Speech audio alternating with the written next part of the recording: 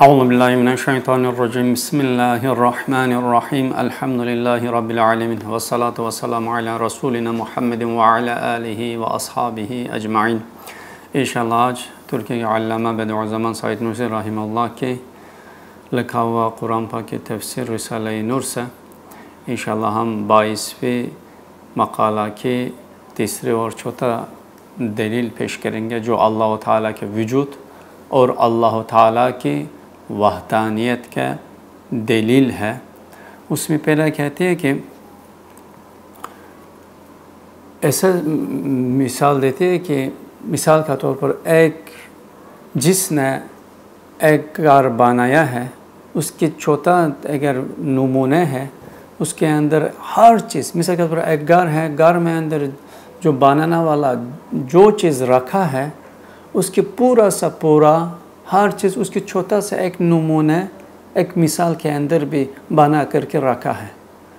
इसमें यह दलील हो जाती है कि जिसने वो घर बनाया है उसी ने वो छोटा चीज़ को छोटा नमूने की भी बनाया होगा, क्योंकि हर बंदा अगर आकर मिसाल का तौर पर एक महल है, महल की देख लिए कि बहुत शानदार अंदाज से बनाया गया है और उसके अंदर बहुत शानदार अंदाज से सनतकारी कारीगरी रखा गया है, और उसके बाद जाकर देखते हैं कि वो महल के एक छोटा सा एक मिसाल है, एक नमूने है, उसकी भी देखते हैं, चेक करते हैं, देखते हैं कि जो चीज़ महल के अंदर मौजूद है वही चीज़, वही सनतकारी, वही कारीगरी, वही चीज़ें वो छोटा सा नमूने के अंदर भी मौजूद है। अगर जो इसी दोनों की देखेगा ये फ़ौरन उसके दिमाग में ये बात आ जाएगा कि जिसने यह बड़ा महल बनाया है उसी ने यह उसकी वो महल जैसा छोटा नमूने की भी उसी ने बनाया होगा, क्योंकि अगर नहीं जानता है कि बड़ा महल के अंदर क्या है, वो छोटा चीज़ के अंदर वो चीज़ें रखना नामुमकिन है। इसी तरह यह कायनात एक बहुत बड़ा महल है और इसके अंदर अल्लाह ताला बहुत सारा चीज़ें सनतकारी से और मुख्तलिफ़ अंदाज से रखा गया है और बनाया गया है, और हर इंसान, हर हैवान, जानवर वो महल के एक छोटा नुस्खा है, छोटा मिसाल है। और अल्लाह ताला इस कायनात में जो बनाया है, जो चीज़ रखा है, उसके छोटा छोटा नमूने इंसान के अंदर भी रखा है। और जिसने कायनात को देखेगा और इंसान को भी देखेगा उसकी यकीन आ जाएगा कि जिसने कायनात को बनाया है उसी ने इंसान को भी बनाया होगा, क्योंकि कायनात के अंदर अक्सर चीज़ इंसान के अंदर भी पाया जाती है। उसके मिसाल देती है कि मिसाल के तौर पर इंसान की क़ुव्वत हाफ़िज़ है, जो हफ्ज़ की क़ुव्वत है, कायनात के अंदर लौह महफूज का इशारा करते हैं, और इंसान के रूह आलम अरवाह के एक छोटा सा नमूने है, और इंसान के जो दिल का आलम मलाकुत का इशारा है। इसी तरह मद्दी जिहत से हम देखेंगे कि यानी इंसान और कायनात के दरमियान बेहतरीन एक ताल्लुक़ भी है। मसला कहते हैं कि इंसान के बाल, इंसान के ऊपर जो बाल है, क्या हमारा ज़मीन के ऊपर दरख्तों के, घास के, इसी तरह चीज़ों के एक किस्म के नमूना है। इंसान की हड्डियाँ दरख्तों के जो थैनिया का एक किस्म के नमूने है। इंसान की जो आँख से, नाक से, मुँह से, मुख्तलिफ़ जगहों से गुज़रने वाला पानी या खून, कायनात के अंदर चश्माओं के और पानियों का क्या है, एक किस्म की नमूना अल्लाह ताला रखा गया है इस जैसे। और आप देख लेंगे कि मसला कायनात में निज़ाम शमसी है, इंसान के ज़र्रात के अंदर जो ज़र्रात के निज़ाम है और कायनात के अंदर निज़ाम शमसी है, उसके सिस्टम भी एक जैसे है। यानी हमारा ज़मीन भी सूरज के तरफ चक्कर लगाती है, ज़र्रात के इलेक्ट्रॉन भी और न्यूट्रॉन के अंदर क्या करते हैं, चक्कर लगाते हैं। यानी अल्लाह ताला जो कायनात में बनाया है उसी छोटा सा छोटा नमूने इंसान के ऊपर भी बनाया है। ये दलील है कि जिसने कायनात बनाया उसी ने इंसान को भी बनाया, जिसने कायनात बनाए उससे जितना इंसान के किस्म और हैवानात की किस्म है उसी ने बनाया होगा। दूसरा चौथा दलील में हम ये पेश करेंगे कि कहते हैं कि मिसाल का हम देखेंगे कि छोटा छोटा चीज़ें यानी एक ममलकत है, हम देखते हैं कि हर वक्त तब्दील होता जाती है, हर वक्त नया सिरे से चीज़ें आती है और दूसरा चीज़ें चला जाती है, हर वक्त एक हरकत है, एक तब्दीली है, एक नया चीज़ बनाया जाती है। और हम देखते हैं कि एक छोटा सा चीज़ गोया हुक्म करते हैं दूसरा चीज़ के अपना लिए एक किस्म के ग़ुलाम जैसा मुसख्खर बना देती है। और छोटा छोटा चीज़ें ऐसे लगती है कि हुक्म करती है, बहुत बड़ा चीज़ उसके हुक्म पर लब्बैक कहती है, उसके हुक्म पर काम करती है। ये चीज़ अगर हम देख लेंगे हमारा यकीन आ जाएगा कि यह इतना बड़ा चीज़ इतना छोटा चीज़ को हुक्म नहीं मान सकता।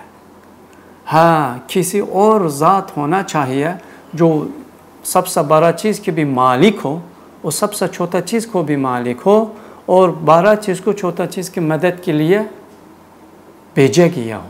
क्योंकि इंसान अक़ल के ज़रिए हिकमत के ज़रिए सोचेगा, इंसान के दिमाग में यह ऑटोमेटिकली आएगा। इस तरह कहते हैं कि हम मिसाल के तौर पर बीज की हर मिसाल दे दे।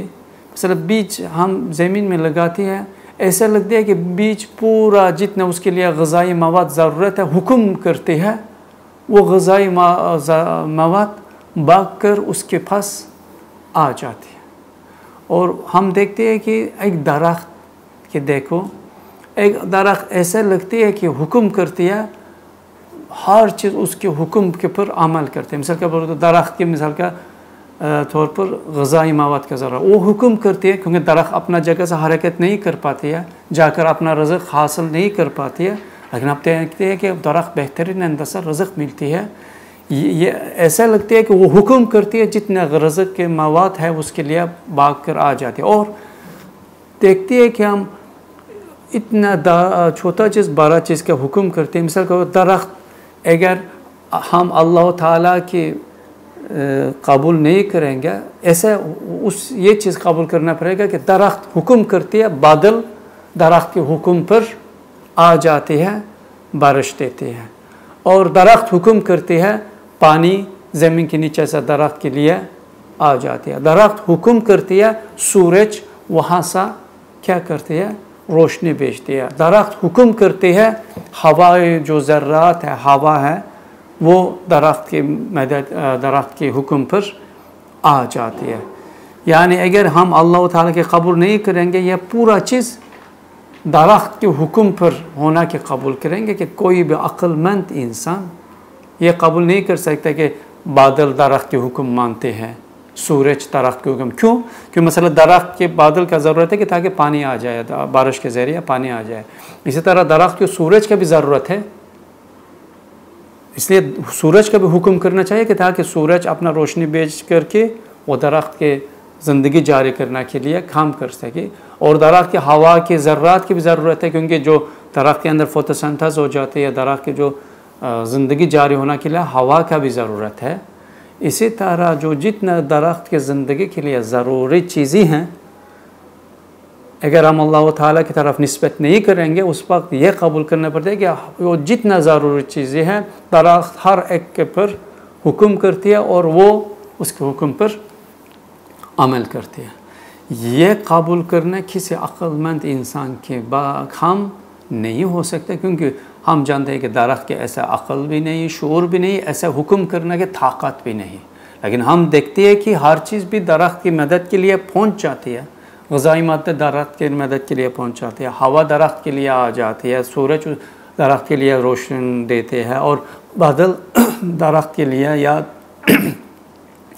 जितना दरख्त है या जितना इंसान है, और हम एक दरख्त देते हैं लेकिन पूरा मखलूक़ात उसके लिए एक मिसाल है, उनकी मदद के लिए आ जाती है। ये दलील है कि जिसने दरख्त के बनाया है उसी ने उसकी ज़रूरत भी जानते हैं और उसकी ज़रूरत के मुताबिक बादल का हुक्म देकर बादल के भी वो उस तरह की मदद के लिए बेचती है, पानी का हुक्म देकर पानी को भी उस तरह की मदद के लिए बेचती है, सूरज के भी बना करके खल्क करके सूरज के भी दरख्त की मदद के लिए उसकी ज़िंदगी की जारी रखने के लिए बेचती है, वगरना किसी और इस्तेमाल नहीं हो सकता।